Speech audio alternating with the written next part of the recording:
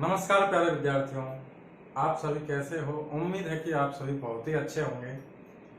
देखिए, गर्मियों के टाइम में जिन विद्यार्थियों ने 11th क्लास पास की है उनके लिए जो 12th वाली वीडियो अपन डाल रहे हैं वो बहुत ही महत्वपूर्ण होने वाली है, क्योंकि गर्मियों के टाइम में ही आप फ्री दिमाग से इनका अच्छे से रिवीजन कर सकते हैं। और जो विद्यार्थी इन्होंने 9th पास की है उनके लिए 10th वाली वीडियो बहुत ही यूजफुल है।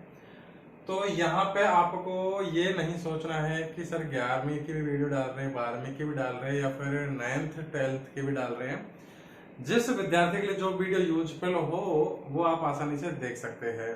बशर्ते आप थोड़ा सा ये नहीं समझे कि ये क्लास 10th की वीडियो हमारे क्या काम की। मान लीजिए उसमें से कुछ भी चीज आपके समझने में आती है तो वो उसको आपको सीखना होगा। रही बात कि यदि आपका कंसेप्ट क्लियर नहीं है तो आपका उसका रीजन ये होगा कि आपका या तो उस टॉपिक से रिलेटेड या उस सब्जेक्ट से रिलेटेड बेसिक कंसेप्ट क्लियर नहीं होंगे, और यदि क्लियर सही ढंग से है भी नहीं या फिर थोड़े बहुत भी है तो आपकी प्रैक्टिस अच्छे से नहीं होगी। तो इसके लिए आपको प्रैक्टिस करने की बहुत ही अच्छे से जरूरत है। और ये एक अच्छा टाइम है गर्मियों में कि आप जितना हो सके मैक्सिमम प्रैक्टिस करें। और किसी का कोई भी सब्जेक्ट अच्छा या बुरा उसी पर होता है कि आपका उस टॉपिक पे कितनी कमांड है, कितना आपका इंटरेस्ट है। और इंटरेस्ट तभी होगा जब आप उसमें मन लगा के मेहनत करोगे, प्रैक्टिस करोगे, कोई भी चीज को समझने की कोशिश करोगे तब। क्योंकि मन के हारे हार है, मन के जीते जीत। यदि आपके दिमाग में आपने ठान लिया कि मुझे ये सब्जेक्ट पढ़ना है या फिर ये चैप्टर पढ़ना है, अच्छे से पढ़ना है, तो आप आसानी से पढ़ सकते हो। यदि आपने दिमाग में ये भ्रांति बना ली पहले से ही कि मुझे ये सब्जेक्ट टफ लगता है या फिर ये कंसेप्ट क्लियर नहीं हो पाएगा, नहीं कर पाऊंगा, तो वो आपसे नहीं हो पाएगा। इसलिए पहले अपने मन को जिस भी टॉपिक को, जिस भी सब्जेक्ट को पढ़ने के लिए आप चाहते हो उसके लिए 100% डेडिकेट हो, समर्पित हो और उसमें फिर मन लगाकर प्रैक्टिस करें, चिंतन मनन करें, तो वो टॉपिक आपका अच्छे से हो जाएगा। और थोड़ा थोड़ा आप डेली पढ़ोगे उस चीज को तो वो अपने आप उसका स्तर अच्छा होता चला जाएगा, क्योंकि बूंद बूंद से घड़ा भरता है। तो चलिए आज की वीडियो स्टार्ट करते हैं छोटे से प्रश्न से। ये प्रश्न है कक्षा 12th का फलन से रिलेटेड। पहला प्रश्न है कि यदि एक कोई फलन है f r से r में, यानी रियल नंबर से रियल नंबर में है, और फलन ये है कि f फलन के अंतर्गत x की इमेज आती है sin x के रूप में, यानी f के अंतर्गत जो भी x की वैल्यू होगी उसके साथ sin इंक्लूड होकर उसका रिजल्ट आएगा। इसी प्रकार दूसरा फलन है g r से r में, ये भी रियल नंबर से रियल नंबर में है, और इस g फलन की विशेषता क्या है कि इस g के अंतर्गत जो भी आप x की वैल्यू पुट करोगे उसका रिजल्ट निकल के आएगा उसी का होल स्क्वायर। तब आपसे पूछा जा रहा है कि फलन f of g over x का मान क्या होगा। चार ऑप्शन आपके पास दे रखे, sine x square, sine x, sine square x square और साइन स्क्वायर एक्स। तो चूंकि अपन से पूछा जा रहा है f of x over x, तो since f of g over x इसका मान पूछा जा रहा है, तो इसको थोड़ा सा पहले इस तरीके से रख लेंगे कि f को बाहर ले लेंगे और gx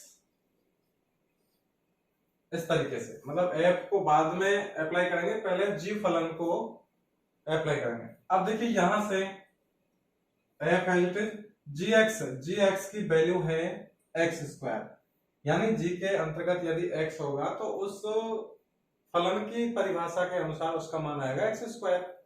तो gx का मान अपन डायरेक्ट उसमें से रख सकते हैं x स्क्वायर। इसके बाद फलन f की परिभाषा, या फलन f इस तरीके से परिभाषित कर रखा है सवाल में कि f फलन के अंतर्गत x की इमेज आएगी साइन के रूप में, यानी साइन x। अब यहां पे x की जगह पर x स्क्वायर है तो ये हो जाएगा साइन एज इट इज, और x स्क्वायर की जगह पर x स्क्वायर, मतलब उसमें साइन ऐड हो जाएगा साथ में। तो ये f of g over x इसकी वैल्यू आ गई साइन x स्क्वायर, तो ये ऑप्शन नंबर ए इसका राइट आंसर हो जाएगा। अब देखिए यहां पर फलन f ऑफ g निकाला पहले, यदि इसी को इस तरीके से निकाले g o f over x, तो ये एक अलग सवाल हो जाएगा। इसको कैसे करेंगे, g को बाहर ले लीजिए और पहले f ऑफ x निकाल लीजिए। यहां से g एज एफ एक्स की वैल्यू है साइन x, तो ये साइन x। अब g फलन की परिभाषा क्या है, g फलन को किस तरीके से परिभाषित कर रखा है सवाल में कि g फलन के अंतर्गत x की वैल्यू होती है एक्स स्क्वायर, जो भी x की वैल्यू है उसका स्क्वायर। अब यहां पर है साइन x, तो ये हो जाएगा साइन x का स्क्वायर, साइन x का स्क्वायर, और साइन x का स्क्वायर ये होता है साइन स्क्वायर x। तो इस तरीके से एक GOF ओवर x ये फलन और f of g over x ये दोनों अलग अलग है। जरूरी नहीं है कि हर बार इनका मान एक जैसा है, हो सकता है कोई रियल कंडीशन उन दोनों में इसकी वैल्यू दोनों की समान आ जाए, लेकिन ये दोनों अलग अलग चीज है। तो इस वाले प्रश्न में आपसे f of g over x पूछा था और जिसका आंसर आया है साइन x स्क्वायर, यानी ऑप्शन नंबर ए। प्रश्न है सारणी को, ये सारणी बना रखी है 3x3 की, 102, 18, 36, 1, 3, 4, 17, 3 और 6। तो इसका आपसे मान पूछा जाएगा। देखिए इस सारणिक में पहली पंक्ति, दूसरी पंक्ति और तीसरी पंक्ति, तीसरी पंक्ति में और पहली पंक्ति में, यानी पहली रो और थर्ड रो में थोड़ी सी सिमिलरिटी क्या है कि जो पहली पंक्ति है उसमें से 6 कॉमन ले लें, तो ये 17 6 के 102, 36 18 और 6 36। ये पहली पंक्ति में से 6 कॉमन लेने के बाद ये वाली पंक्ति यही बन जाएगी तीसरी वाली। जैसे ये सारणिक है 102, 18, 36, 1, 3 और 4, इसके बाद 17, 3 और 6। यहां से देखिए इस सारणिक में से पहली पंक्ति में से यदि अपन 6 कॉमन लेते हैं तो ये बचेगा, कॉमन लेने का मतलब 6 का भाग रहेगा इसमें, तो ये बन जाएगा 17, 3, 6 और ये दूसरी पंक्ति एस्टेज 1, 3, 4 और ये तीसरी पंक्ति एस्टेज 17, 3 और 6। अब ये सारणिक बन गई जिसमें दो पंक्तियों की वैल्यू सेम आ रही है, यानी 17, 3, 6 और 17, 3, 6। और सारणिक की प्रॉपर्टी होती है, विशेषता होती है कि यदि किसी भी सारणिक की दो पंक्ति या फिर दो स्तंभ सेम हो, उनके अवयव सेम हो, तो उस सारणिक का मान होता है 0। तो ये हो जाएगा 6 गुना इसका मान 0 आ जाएगा और 6 को 0 से गुना करेंगे तो 0। तो अतः इस सारणिक का मान ये आ गया अपने पास 0। इसलिए तो ये सारणिक थी 102, 18, 36, 1, 3, 4, 17, 3 और 6, इस सारणिक का मान आ गया 0। इसके बाद ये एक प्रश्न है, मैट्रिक्स बेस्ड प्रश्न है कि यदि ए कोई मैट्रिक्स है sine alpha cos alpha minus cos alpha sine alpha हो, तो सत्यापित कीजिए कि ए डैश ए बराबर आई। आई यहाँ पे एक आइडेंटिटी मैट्रिक्स है, तत्सम मैट्रिक्स, और ए ये मैट्रिक्स आपको दे रखी है, ए डैश का मतलब है इसका ट्रांसपोज मैट्रिक्स। तो यदि ए मैट्रिक्स इस तरीके से दे रखी है 2x2 की, तो इसका ट्रांसपोज मैट्रिक्स परिवर्तित मैट्रिक्स वो आएगा, ए डैश लिख सकते हैं इसको, या फिर ट्रांसपोज मैट्रिक्स को इस तरीके से लिख सकते हैं ए की पावर टी, इस तरीके से। तो ए डैश या फिर ए टी ये हो जाएगा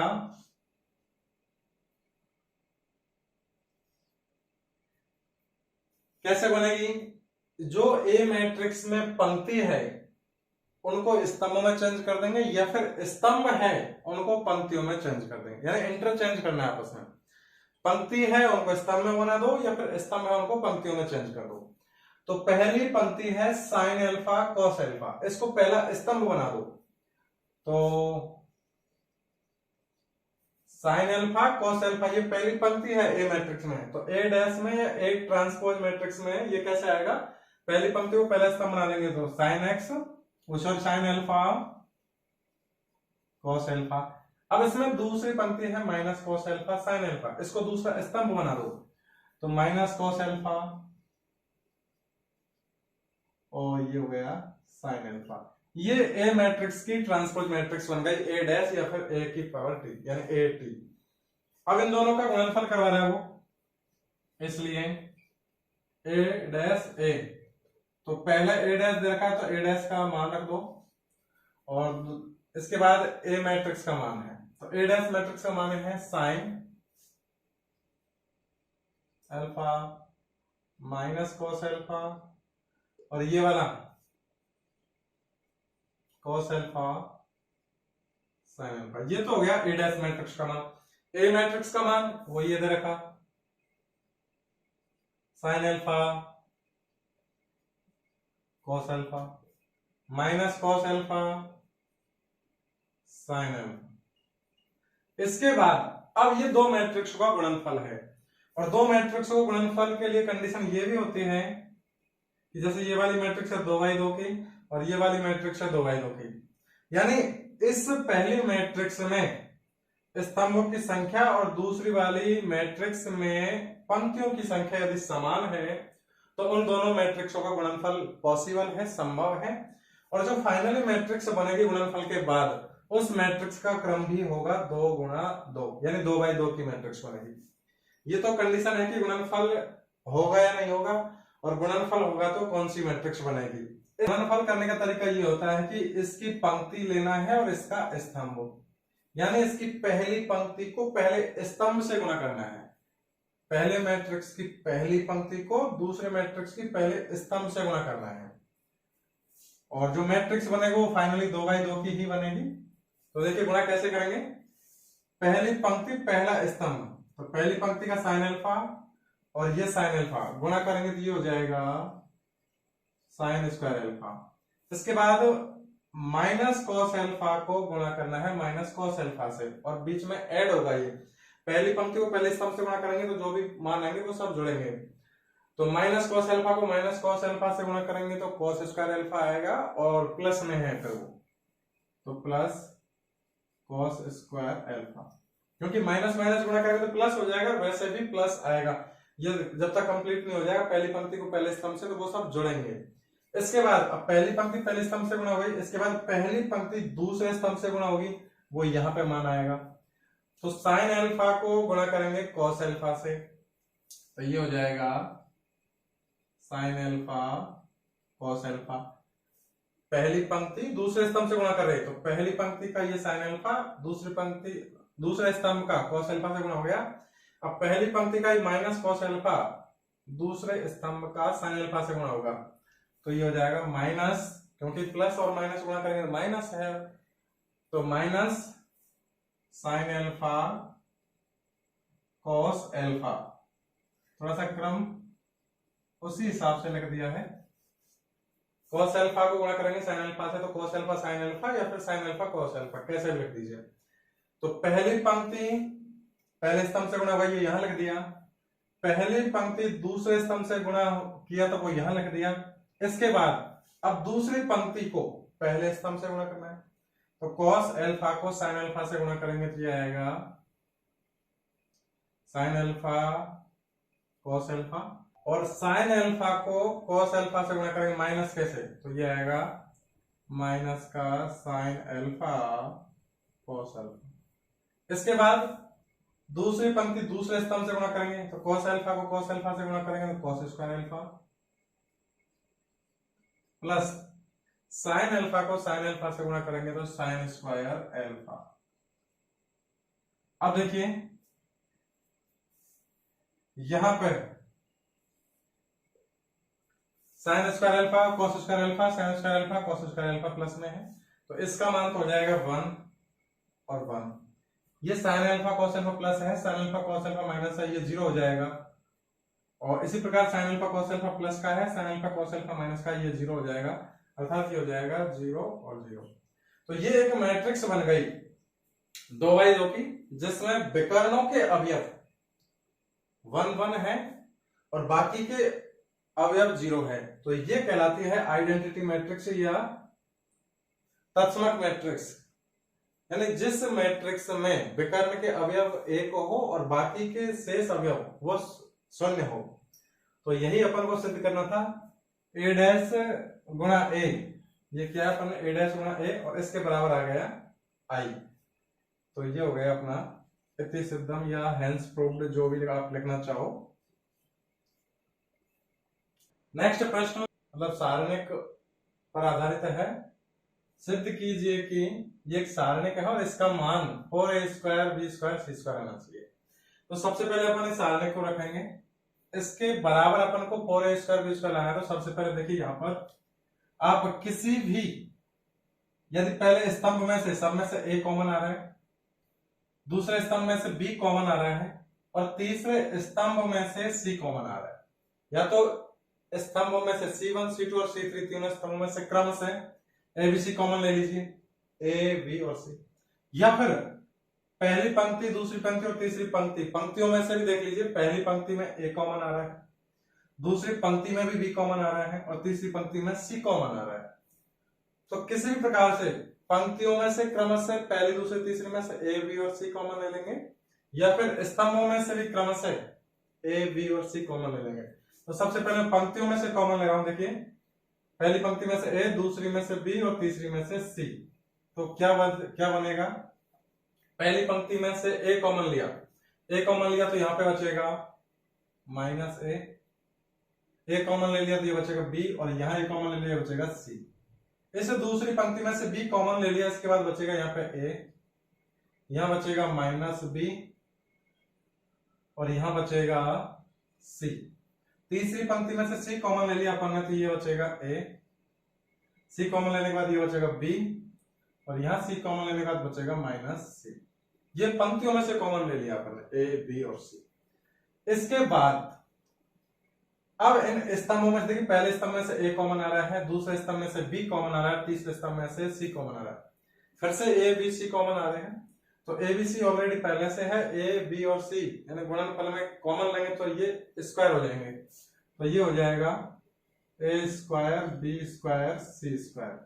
इधर A² B² C² हो जाएगा, लेकिन बचेगा क्या फिर, इसमें से A कॉमन ले लेंगे तो यहाँ क्या बचेगा, देखिए -1 1 1। दूसरे स्तंभ में से B कॉमन ले लेंगे तो यहां बचेगा 1 -1 और ये 1। तीसरे स्तंभ में C कॉमन लेंगे तो 1 1 और -1। A² B² C² कॉमन आने के बाद अब ये सारणिक बन गई, जिसमें सब में सभी अवयव 1 1 है, लेकिन विकर्ण वाले अवयव -1 -1 -1। अब देखिए यहां से आपको कुछ नहीं करना कि या तो ये पहला कॉलम C1 इसमें दूसरा कॉलम जोड़ दीजिए, या फिर दूसरे कॉलम में तीसरा कॉलम जोड़ दीजिए, कोई से भी दो कॉलमों को जोड़ दीजिए आपस में, या फिर कोई से भी दो पंक्तियों को जोड़ दीजिए। तो अब क्या किया अपन ने, जैसे ये पहला कॉलम है, इसमें दूसरा कॉलम जोड़ दिया। कैसे जोड़ेंगे, C1 की जगह पर क्या चेंज किया अपन ने, C1 प्लस C2, यानी पहले कॉलम में दूसरा कॉलम जोड़ना है। तो क्या आ जाएगा, A² B² C² एज। अब पहले कॉलम में दूसरा कॉलम जोड़ना है, तो -1 में 0 जोड़ेंगे, वो -1 प्लस 1 जोड़ेंगे तो 0, 1 में -1 जोड़ेंगे तो ये 0, और 1 में 1 जोड़ेंगे तो ये हो जाएगा 2। पहले कॉलम में चेंज किया है, दूसरे तीसरे में कुछ नहीं किया चेंज, और दूसरा तीसरा एस्टेज, तो 1 -1 1 और 1 1 -1। यहां से भी आप प्रसार करके इसको सॉल्व कर सकते थे, इसका मान तब भी 4 ही आएगा। अब देखिए इस कॉलम में 2 मान 0 है, 1 मान 2 है, तो किसी भी सारणिक का आसान तरीके से प्रसार करने के लिए, उसका मान निकालने के लिए यह तरीका होता है कि उस पंक्ति से या उस स्तंभ से प्रसार कीजिए जिसमें अधिकतम अवयव 0 हो। तो पहले कॉलम में 2 मान 0 है, एक ही मान है सिर्फ 2, तो इसके यहां से प्रसार करेंगे तो देखिए इसको छोड़ेंगे, इसको काटेंगे, बनेगा क्या, ये, तो ये बचा A² B² C² एस्टेज। दो। अब देखिए क्रम ये रहता है, plus minus plus minus plus minus, फिर दोबारा प्लस, तो दो एच, और इसमें कौन से अवयव आएंगे? अब पंक्ति काट दी और कॉलम काट दिया, यानी दो के दो, जिस कॉलम में वो कॉलम काट दिया और जिस पंक्ति में वो पंक्ति काट दी, इसके बाद बचा अब ये वाला मैट्रिक्स। तो इसका प्रसार कैसे आएगा? इधर इसको गुणा करो और इधर इसको गुणा करो और बीच में माइनस का चिन्ह लगाना है। तो एक को एक से गुणा करेंगे तो एक, माइनस एक को माइनस एक से गुणा करेंगे तो माइनस का एक आएगा, ये माइनस पहले से है तो प्लस का 1। तो ये देखिए एक गुणा सॉरी एक प्लस एक, ए स्क्वायर बी स्क्वायर सी स्क्वायर, और ये हो गया 2 गुणा 2 तो 4 आ गया, यानी 4 ए स्क्वायर बी स्क्वायर सी स्क्वायर इस सारणी का माना गया। तो यहां आपको थोड़ा सा ध्यान रखना है कि सारणी का प्रसार कैसे करते हैं और इनमें कॉमन भी लेना पड़ेगा। नेक्स्ट प्रश्न है कि दर्शाइए कि बिंदु ए जिसके निर्देशांक ए बी प्लस सी और बी है जिसके निर्देशांक बी कॉमा सी प्लस है, और तीसरा बिंदु सी जिसके निर्देशांक है सी कॉमा ए प्लस बी, ये समरेख है।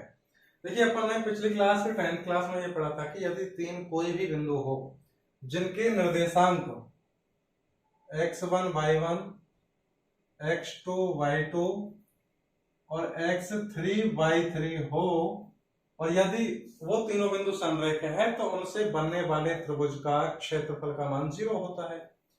और उसका सीधा अपन ने फॉर्मूला निकाला था, त्रिभुज का क्षेत्रफल बराबर होता है 1/2 गुणा x1 by2 minus by3 plus x2 by3 minus y1 plus x3 गुणा by1 माइनस by2। ये सूत्र होता था। ये सूत्र कहां से बना है? इसको अपन सारणिक के रूप में लिख सकते हैं। सारणिक के रूप में कैसे? त्रिभुज का क्षेत्रफल होगा 1/2 और ये सारणिक कैसे? x1 y1 x2 y2 x3 y3 और तीसरे कॉलम में 1 1 1 लिखना है। अब जब आप इस सारणी का प्रसार करोगे पहली पंक्ति के माध्यम से तो सेम यही सूत्र बनेगा। कैसे? एक बार देख लीजिए, त्रिभुज का क्षेत्रफल बराबर 1/2। देखिए पहली पंक्ति से प्रसार कर रहे x1 तो x1 एस्टेज, तो क्या आएगा? x1 से प्रसार करोगे तो ये वाली पंक्ति और ये वाला स्तंभ ये बचेगा, सिर्फ इसको हटा देंगे, इसको हटा देंगे, ये बनेगा by2 1 और by3 1। तो प्रसार करेंगे तो क्या आएगा? यहाँ by2 को 1 से गुणा करेंगे तो by2 माइनस by3 को 1 से गुणा करेंगे तो by3। इसके बाद x2, अब ये प्लस है तो ये माइनस में आएगा तो माइनस x2। अब x2 से प्रसार करोगे आपको x2 को लेके तो ये वाली पंक्ति और ये वाला स्तंभ हटाना है आपको, तो क्या बनेगा? by1 1 और by3 1 बचेगा। और जब इनको गुणा करेंगे तो by1 को 1 से गुणा करेंगे तो by1 माइनस by3 को 1 से गुणा करेंगे by3। अब ये यहाँ पे माइनस है, इनका चेंज कर देंगे क्रम, तो इधर माइनस कॉमन आ जाएगा, ये माइनस इंटू माइनस प्लस हो जाएगा। प्लस तीसरा है x3, यहाँ प्लस आएगा। प्रसार ऐसे होता है, इसमें साइन होता है प्लस माइनस प्लस, या फिर इधर चलेंगे तो प्लस माइनस प्लस। अब x3 से प्रसार करेंगे तो x3 वाली पंक्ति और x3 वाले स्तंभ को छोड़ दो, बचा ये वाला पार्ट, इसको गुणा करेंगे तो by1 गुणा by1 तो by1 माइनस by2 को 1 से गुणा करेंगे तो by2। अब देखिए इसको जमाइए, x1 by2 माइनस by3, ये माइनस है और इसमें से माइनस कॉमन होगा तो minus into minus plus x2, और यहां से माइनस कॉमन लेने का मतलब इनका क्रम चेंज हो जाएगा, जो प्लस का है वो तो माइनस का हो जाएगा, जो माइनस का है वो प्लस का हो जाएगा, और plus third term is by1 minus by2। तो ये वही सूत्र बन गया जो अपन ने 10th क्लास में पढ़ा था। यदि तीन बिंदु समरेखीय है तो उसका उन तीनों बिंदुओं से बनने वाले त्रिभुज का क्षेत्रफल 0 होता है और उसका सूत्र बनता है ये। इसको सारणी के रूप में इस तरीके से लिखेंगे। अब सेम यहीं पर इस सवाल में x1 की जगह पर a है, y1 की जगह पर b प्लस c है, x2 की जगह पर b है, y2 की जगह पर c प्लस a है, x 3 की जगह पर c है और y 3 की जगह पर है a प्लस b। इससे सारणिक का मान रखेंगे और इसका क्षेत्रफल निकालेंगे। यदि क्षेत्रफल का मान 0 आता है तो ये तीनों बिंदु संरेख होंगे। तो यदि ये तीनों बिंदु ए बी सी संरेख हो तो इनसे बनने वाले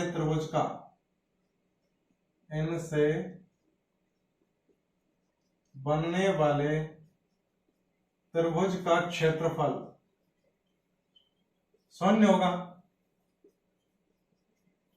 और त्रिभुज का क्षेत्रफल निकालने का भी सारणिक के हिसाब से अपन ने तरीका देखा था।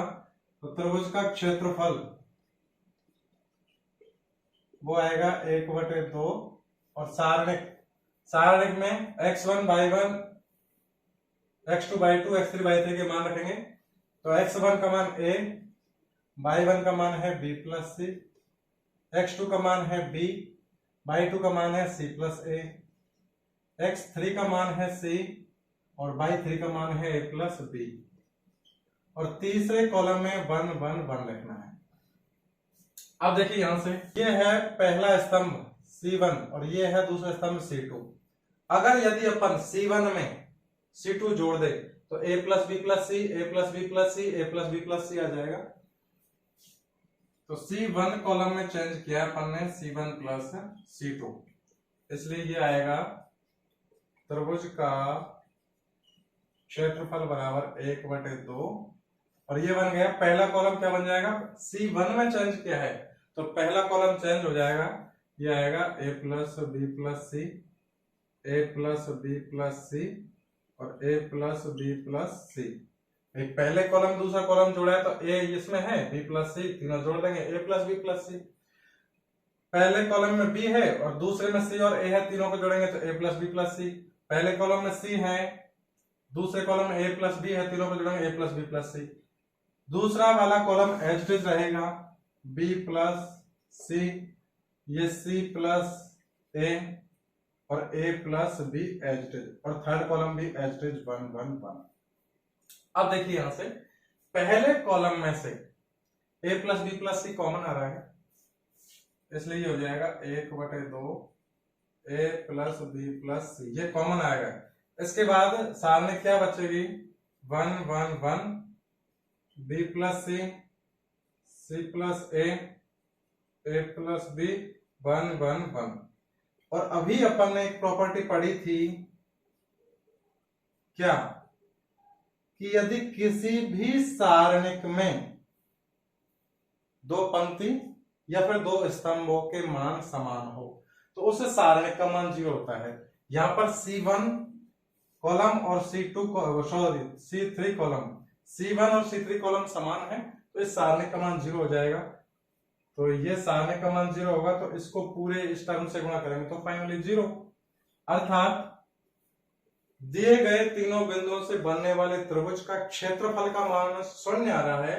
इससे यह सिद्ध होता है कि ये जो तीनों दिए गए बिंदु है वो समरेख है, अर्थात इनसे कोई भी त्रिभुज नहीं बनेगा। और त्रिभुज नहीं बनेगा तो तीनों बिंदु एक ही रेखा में स्थित होंगे, अर्थात ये समरेख होंगे। तो अतः उपर्युक्त तीनों